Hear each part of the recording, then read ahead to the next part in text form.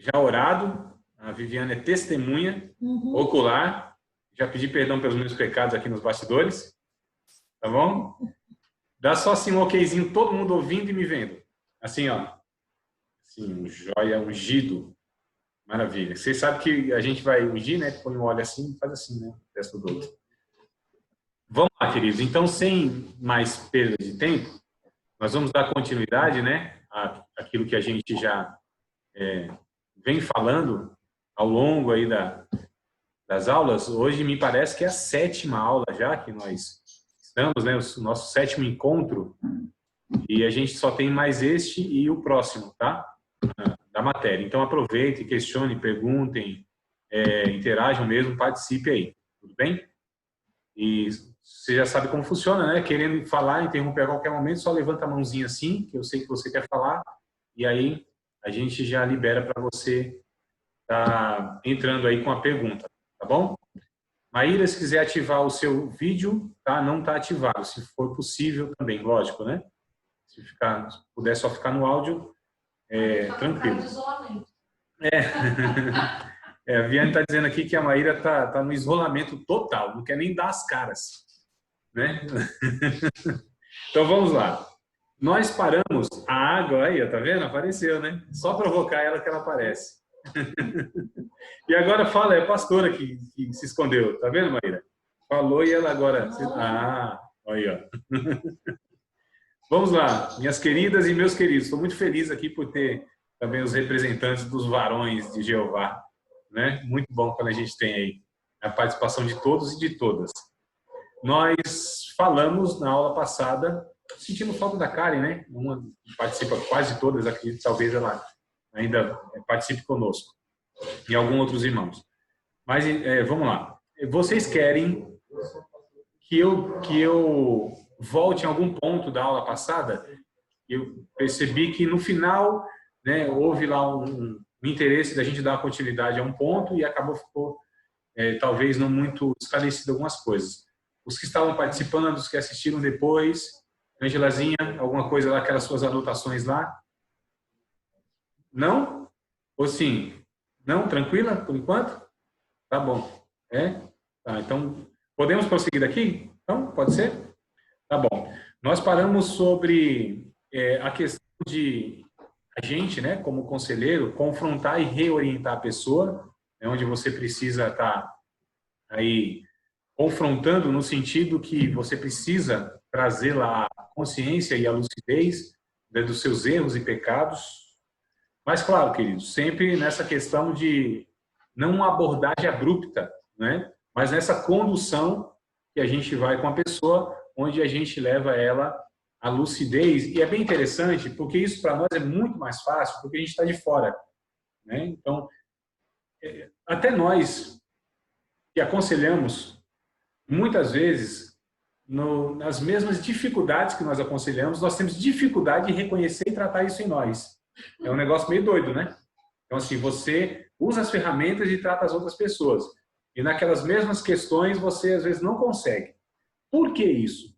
Porque quando há envolvimento de afetos, né, emoções, isso, então, fica como uma neblina no nosso raciocínio, né? É por isso que é bem difícil quando a gente vai tratar de pessoas que a gente é muito ligada.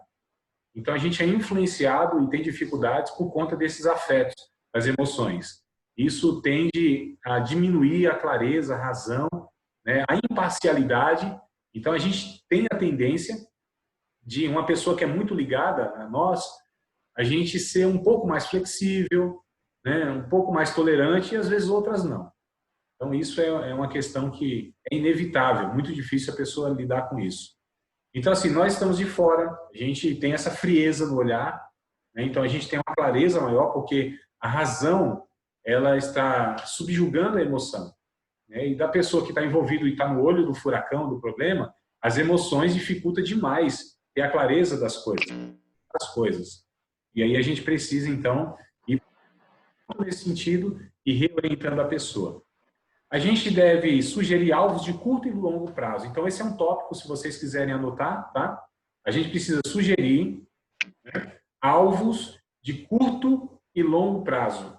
Porque a gente está entrando na parte prática, não é só nas discussões de ideia, na teoria. A gente precisa, de fato, conduzir essa pessoa para que ela possa tomar atitudes práticas, né? Aquilo que é real mesmo, é o comportamento mudado, né? Esse aqui é o último estágio, então, do aconselhamento, ou seja, que a pessoa, de fato, ela tenha um movimento intencional em direção à solução, né? Que ela faça.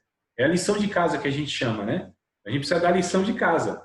Isso precisa ser aplicado no dia a dia, na vida, no cotidiano. Né? O comportamento ele precisa ser mudado porque nós já trouxemos a compreensão, o entendimento. Né? Essa pessoa ela já entendeu que, de fato, está acontecendo na sua vida, os problemas, e ela entende que tem que mudar, tudo bem. Ótimo, é a partir daí que a gente vai trabalhar. Não é no comportamento que a gente tenta mudar a pessoa, porque aí seria só um adestramento, e não estaríamos tratando a causa, a raiz, né? Indo lá mesmo no motivo dos seus problemas. Então, não é só questão de, superficialmente, você tem aquele outro comportamento. É a partir do entendimento. Mas precisamos também ajudar essa pessoa a dar ferramentas práticas para que ela possa, então, fazer isso. E aí a gente precisa estabelecer, né, alvos de curto e longo prazo. A gente está falando de uma retomada de vida nas áreas que a pessoa está tendo dificuldade. Então, você precisa estabelecer, né, prazos mesmo, né? Em curto prazo, você precisa alcançar isso. Mas não como algo a todo custo, e sim no entendimento que a gente precisa mudar o quanto antes, urgentemente, algumas atitudes para que outras sejam tomadas também. Então, quando a pessoa está perdida no nevoeiro da dificuldade, né, incapaz de ver um passo à frente, às vezes a melhor coisa a fazer é sugerir alguns alvos curto e longo prazo. Somos chamados a ações específicas à medida em que vivemos nossa fé.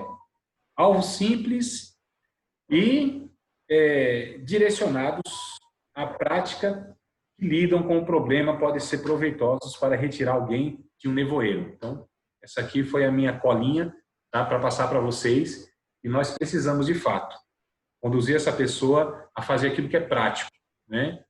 A Bíblia, aliás, ela tem a sua última proposta de fazer com que o homem de Deus seja proveitoso e preparado para toda boa obra. Lembra de 2 Timóteo, capítulo 3, verso 17? Né? Se não lembram, vamos retomar aí esse texto que vocês já leram em algum momento da vida de vocês. Eu tenho certeza que talvez agora fugiu da mente. 2 Timóteo, capítulo 3, verso número 17, né? Quando a gente lê o 2 Timóteo 3,16, a gente percebe que a Bíblia ela tem algumas funções. Né? O 16 mostra 3 funções e o verso 17 do capítulo 3 mostra a 4ª função e última da Bíblia. Então, 2 Timóteo, capítulo 3, verso 16 e verso 17. Veja bem, toda a Escritura divinamente inspirada é proveitosa para redarguir. Primeira função da Bíblia, ela é pedagógica, ela ensina. Para ensinar, né? Para redarguir. Então, segunda função da Bíblia, ela é diagnóstica, ela mostra para nós os nossos problemas, nossos pecados e aquilo que precisa ser corrigido. Então, ela redargue, ela corrige, no sentido terapêutico. Então, a terceira função da Bíblia, ela é terapêutica, ela trata, ela vai lá na raiz do problema, lá na causa da enfermidade, e ela trata aquilo, ela cura, ela sara, sana, né? Não é só um adestramento, como eu tenho dito. Aí, a 4ª função da Bíblia é a última, para instruir em justiça, para que o homem de Deus seja perfeito e perfeitamente instruído em toda boa obra, para que ele seja maduro em realizar a obra. Então, o estágio último da fé, da instrução, da revelação de Deus, é fazer com que o homem mude, seja transformado. E aí é necessário que as obras elas possam aparecer. O fruto de justiça, né? O fruto como uma evidência dessa ação de fato eficaz, né, da verdade do Evangelho. Então, a Bíblia vai dizer, lá em Gálatas 5:22, que o fruto do Espírito é amor, gozo, paz. Isso diz em relação a Deus, né? Eu amo Deus, eu me alegro com a vontade de Deus e eu tenho paz com Deus. Então, amor, gozo e paz, longanimidade, bondade e benignidade. Isso diz respeito, então, em relação aos outros, não é isso? Eu sou benigno, eu sou bondoso e eu sou longânimo. Então, relação com Deus, relação com o próximo e agora relação comigo. Então, amor, gozo, paz, bondade, benignidade, longanimidade, fidelidade, mansidão e domínio próprio. E aí diz em relação a nós, né? Então, aqui estão as 3 esferas de relação, de relacionamento. Deus, o meu próximo e eu. Tá? Isso é simultâneo, isso diz respeito a uma construção de caráter, mas o que me chama a atenção é que isso fala a respeito de feito, de obra, né? De vida. É aquela questão assim, eu amo Deus, mas não demonstra. Eu amo o outro, mas não demonstra. Eu acredito, mas não faz. Então, Tiago vai dizer, isso está muito errado. Né? Não se pode dizer tem fé, acredito, entendi, aceito, concordo, mas isso não é traduzido no dia a dia, na vida, no chão de fábrica da vida, no tratamento. Então, o próprio Tiago vai dizer que a sabedoria pura, a sabedoria que vem do alto, primeiramente é tratável. Olha só, é moderada, não trata ninguém mal. Né? Então, a sabedoria de Deus, a evidência da ação do Espírito Santo, a eficácia de um aconselhamento é quando a pessoa muda de postura. É quando, de fato, ela é transformada na sua vivência diária. Né? Então, é preciso achar esse caminho que a pessoa possa, então, ter essas ferramentas aí. Segundo ponto que eu coloquei aqui, alvos devem envolver somente aquilo pelo que o aconselhado é diretamente responsável, pois não devemos estabelecer alvos que sejam dependentes de outros fatores.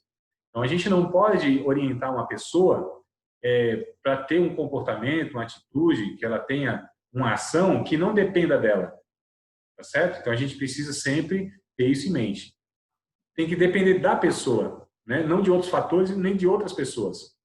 Então, é algo que é direcionado a ela, para que ela tenha, né, a condição de fazer, tem que dizer respeito, o fator é ela, não pode ser outros fatores, não pode ser outras pessoas, tem que ser ela, certo? Então, eu não posso levar em conta que uma outra pessoa vai contribuir, mesmo porque não é aquela pessoa que está sendo orientada, não é aquela pessoa que está ali na minha frente, está tendo toda aquela clareza, né? Então, a gente precisa ter isso em mente também. Então, isso deve...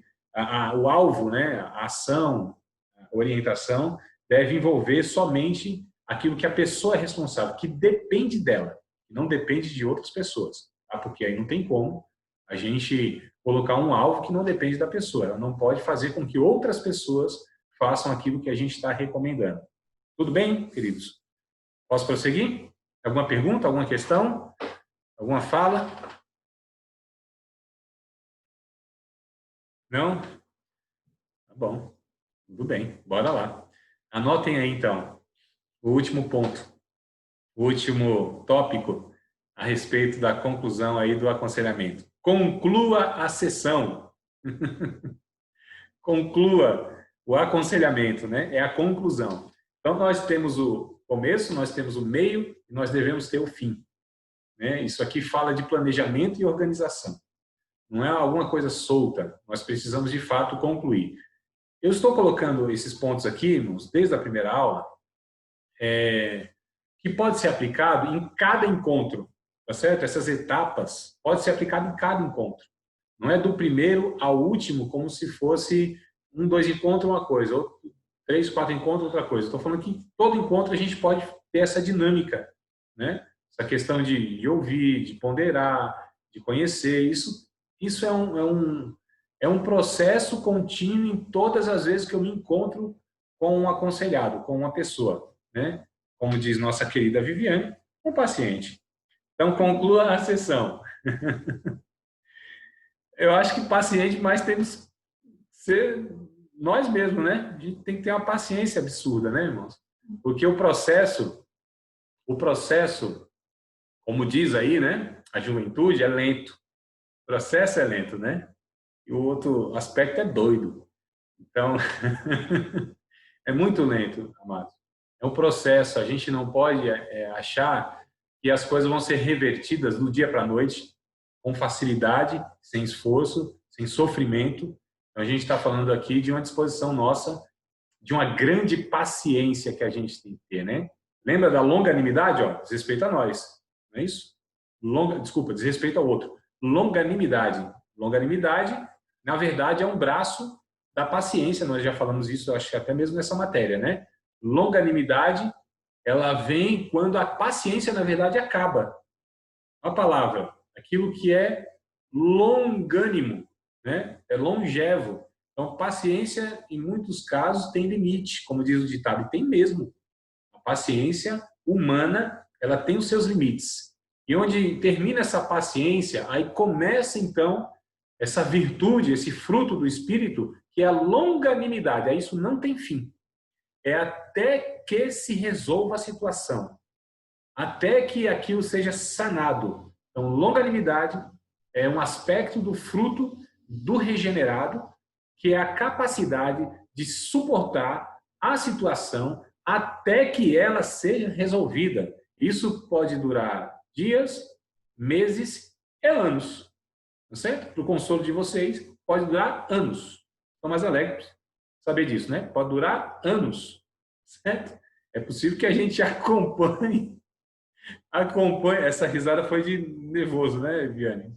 Meio de canto de boca, né? A risadinha da Nike, que a gente chama assim, né? Foi de nervoso, né? Então, imagine só, amados. A gente é essa geração imediatista e a gente pensa que Deus ele vai solucionar as coisas do dia para a noite. É possível que isso aconteça em alguns casos? Sim, a gente chama isso de milagre. O milagre é onde as leis naturais elas são desrespeitadas no sentido da ordem criacional. A intervenção extraordinária, né? Isso é milagre. Mas, via de regra, entendo eu, que Deus usa os processos naturais, tá certo? Para que as coisas sejam solucionadas. É muito interessante a gente observar isso. Eu disse que a Karen ia chegar aí, e está chegando, ó. É revelamento que eu tenho aqui, ó. Tá certo, queridos? Então, vamos concluir a sessão. Assim como no primeiro encontro, terminaremos por oferecer esperança, designar o trabalho de casa, estabelecer expectativas para as reuniões seguintes, em favor dos aconselhados. Então, não sei se vocês anotaram alguma coisa ou me ouviram claramente.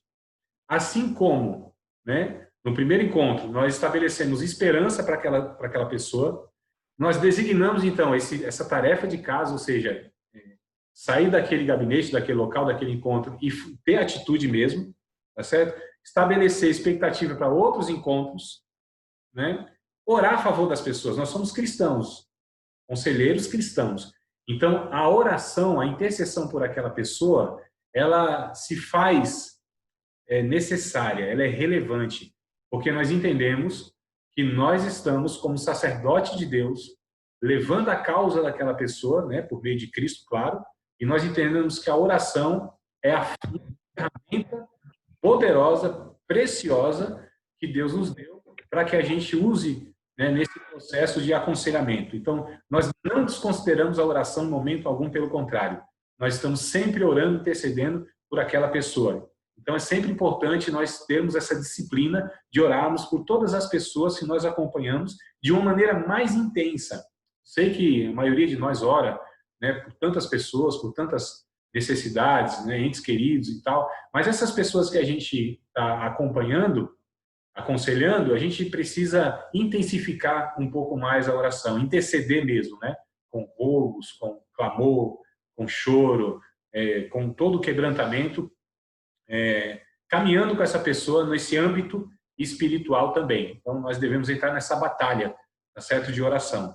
E fazer isso que a gente fez lá no começo, ou seja, sempre incentivar a pessoa, sempre estar estabelecendo para ela essas expectativas, né? Eu quero trocar a palavra aqui, na verdade, irmãos, tá? Vocês consideram isso que eu falei agora, expectativa? Risca da mente de vocês? Eu me equivoquei aqui. Escrevi isso, mas agora eu estou vendo que não é bem isso. Expectativa não, perspectiva, é diferente, tá certo? Estabelecer perspectiva, né? Aquilo que a gente projeta sem ansiedade, sem ilusão, tá certo? Mas com uma perspectiva, né? Algo que é um real possível por entendermos que, de fato, todas as situações e todas as causas humanas, elas têm uma reversão. Deus faz isso, né, tranquilamente. O processo é árduo, como eu disse, mas Deus ele faz isso. Ele é poderoso. Não há nenhuma situação neste mundo, não há nenhum abismo existencial que um ser humano caia, que a mão poderosa de Cristo não possa resgatar daquela situação. Não há situação mais degradante humana. Não há traumas tão profundos na alma.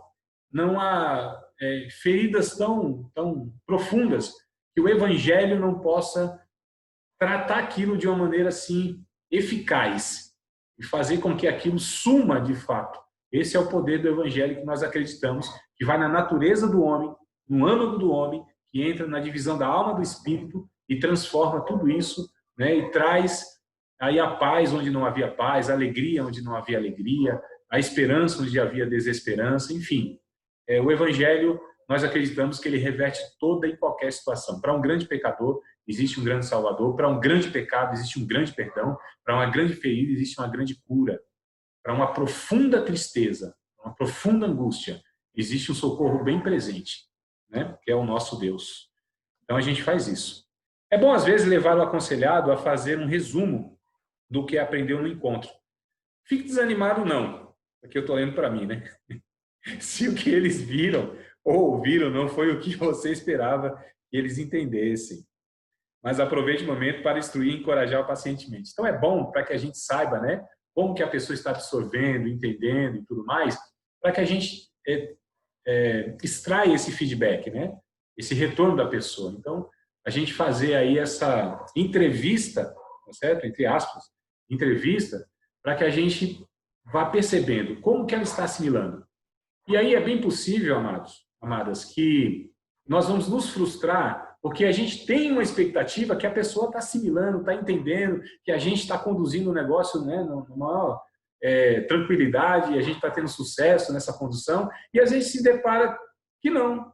Uma pessoa que ela de fato não assimilou aquilo que nós esperávamos, não entendeu ainda o que nós esperávamos, nós talvez tivemos uma ilusão de que a gente estava conduzindo e a gente não estava conduzindo direito, mas encoraje a pessoa, saiba que, de alguma maneira, o Espírito Santo está usando e usará a semente que foi plantada, né? E isso germinará o seu tempo. É interessante que o tempo das pessoas não é o mesmo tempo nosso.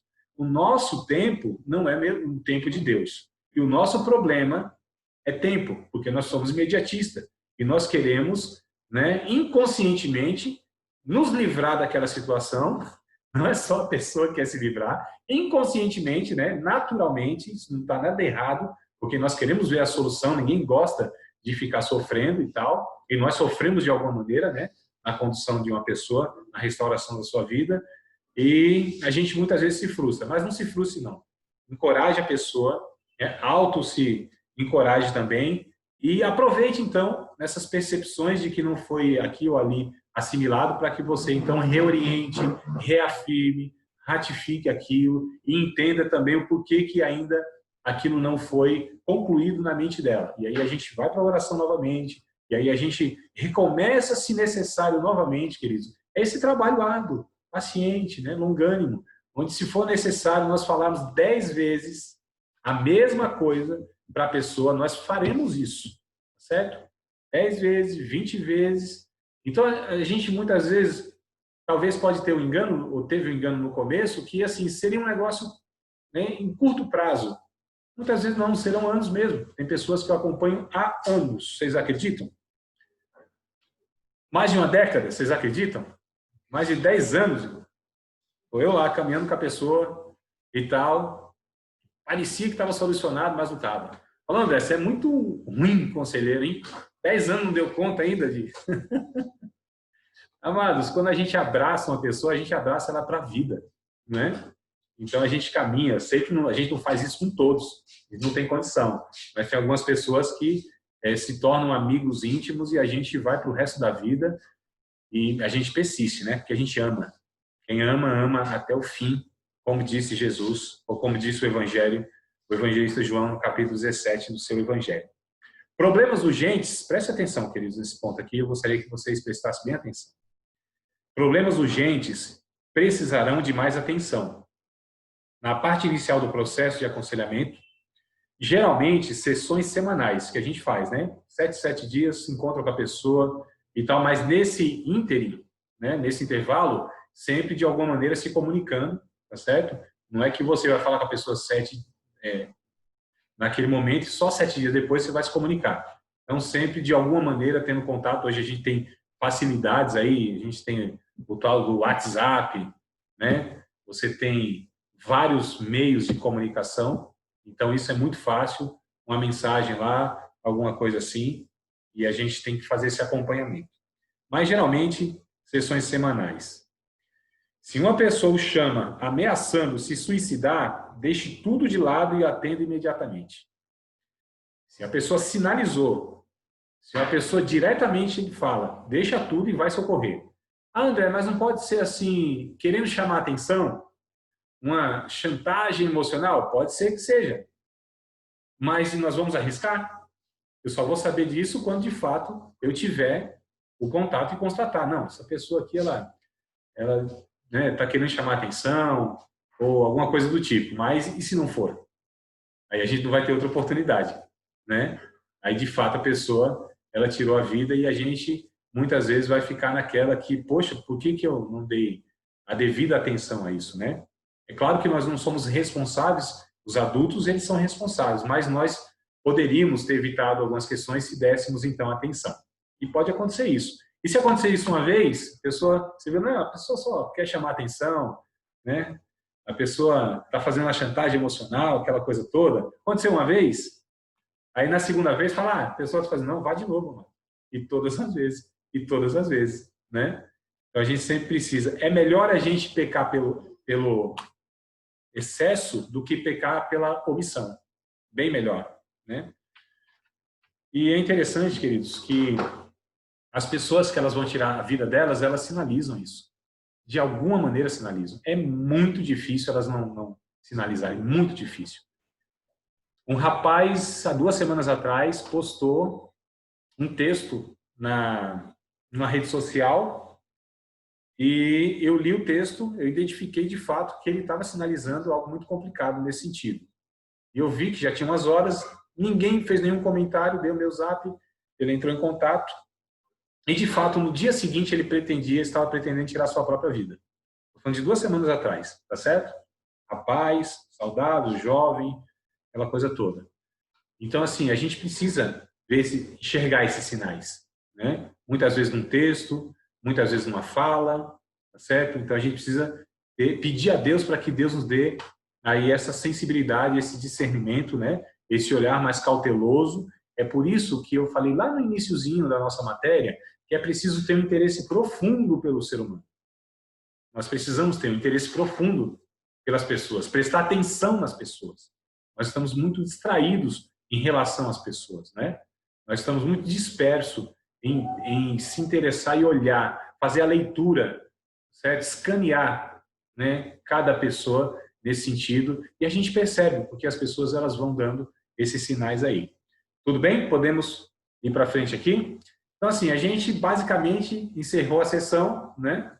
Encerrou aqui tudo, mas eu quero chamar ainda a atenção para alguns pontos, tá?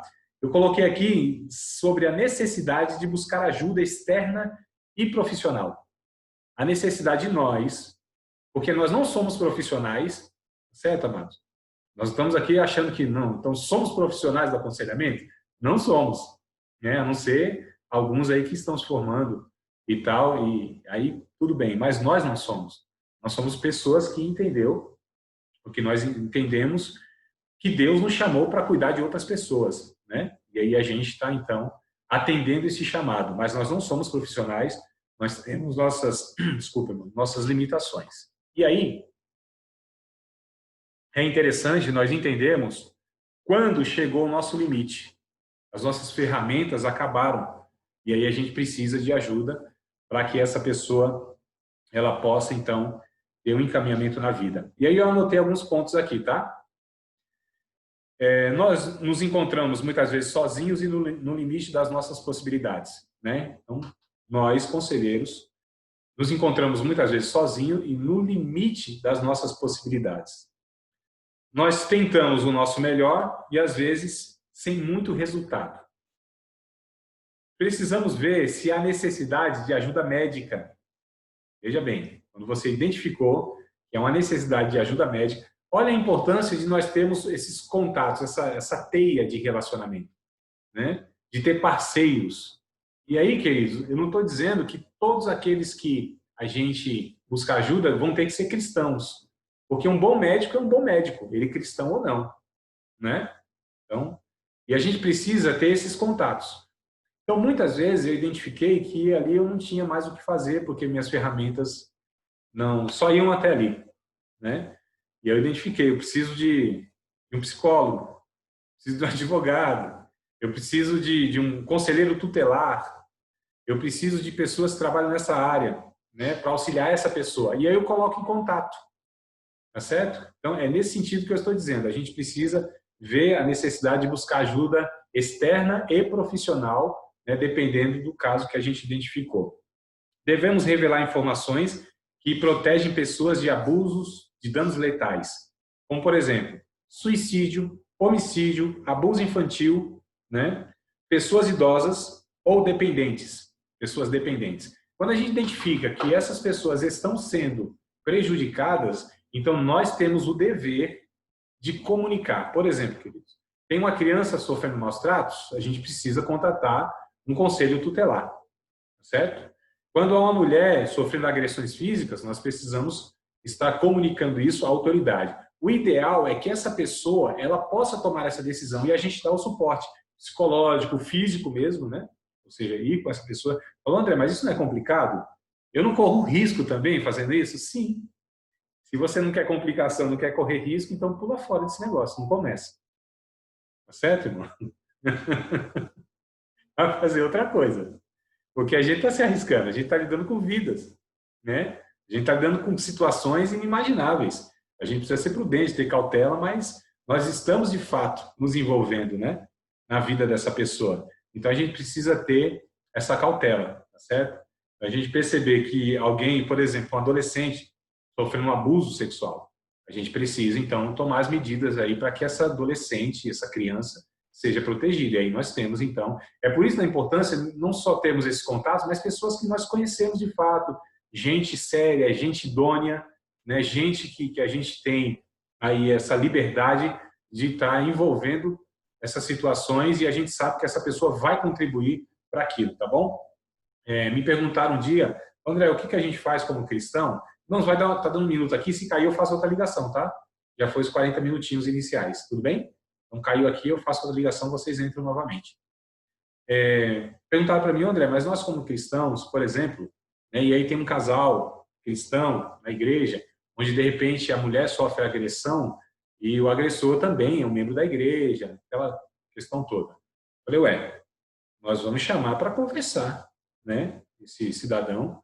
Então, se reúnem lá alguns homens, ou pelo menos um ou dois, ou um homem que seja de fato, que tem essa condição, né, no caso o conselheiro, se é o pastor, ou algo desse tipo, e nós vamos chamar para aconselhar.